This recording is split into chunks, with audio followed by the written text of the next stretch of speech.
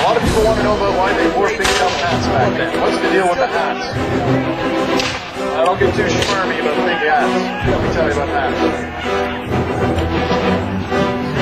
The top hat became fashionable in the 1790s, so generals dressed up their soldiers for what they thought was fashion. That's why it's all hats.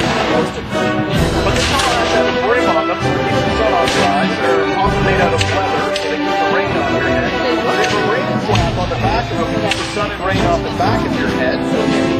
And because they're kind of big, you can maybe hide stuff in there that you can be wearing with you, or if you're fired accidentally, you can hide your hat.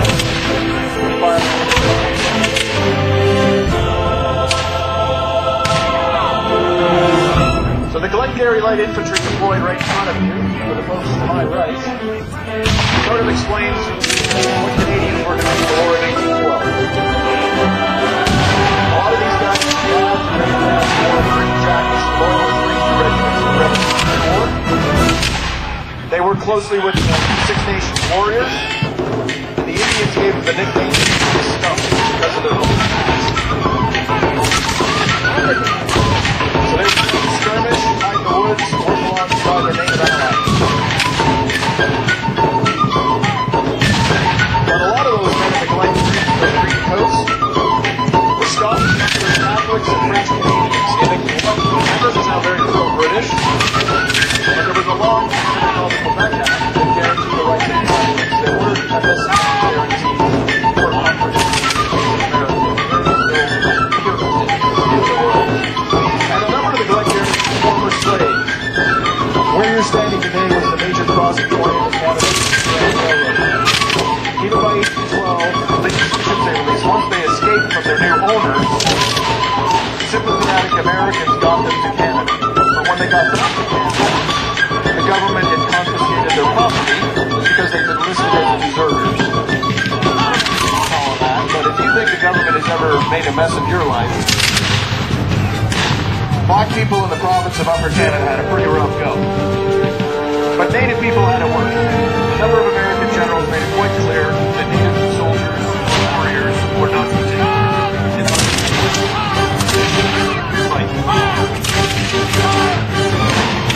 Order given and none asked.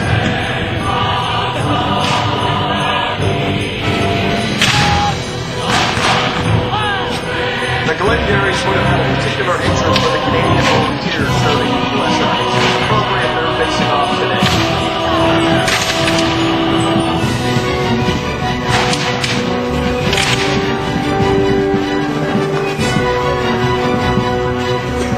So now you're approaching what is the classical linear battle.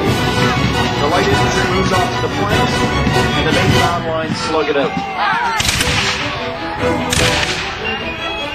He who fires first is fastest.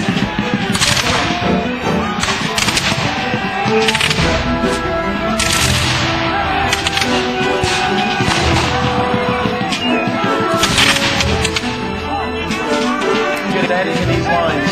It'll be a bloody. The regiment can expect to lose 40% of it.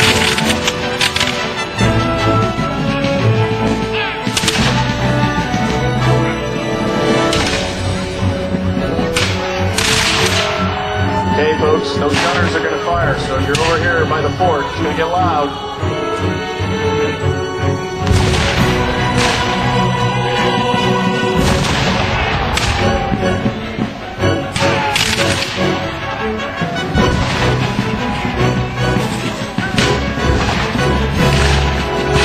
Now you'll see some drummers on the field.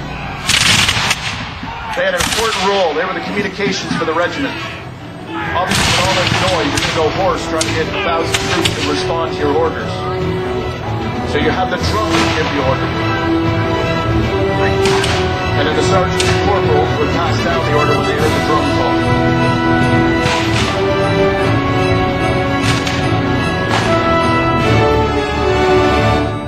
So even after explaining how the weapons work, the uniform, tactics, people still think, why did they just say it?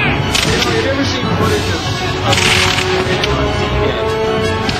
when they landed on D-Day, they were landing 4 or 5 men across, ranks deep. They weren't fighting guys who could maybe fire the weapon 4 times a minute if the weather was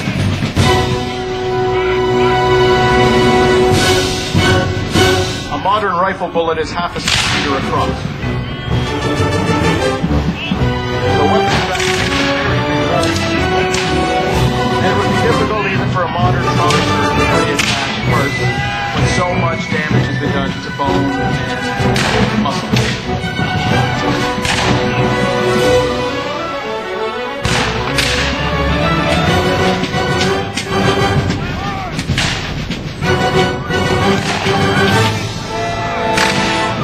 With one platoon fires, others advanced, and they knew that the smoke would actually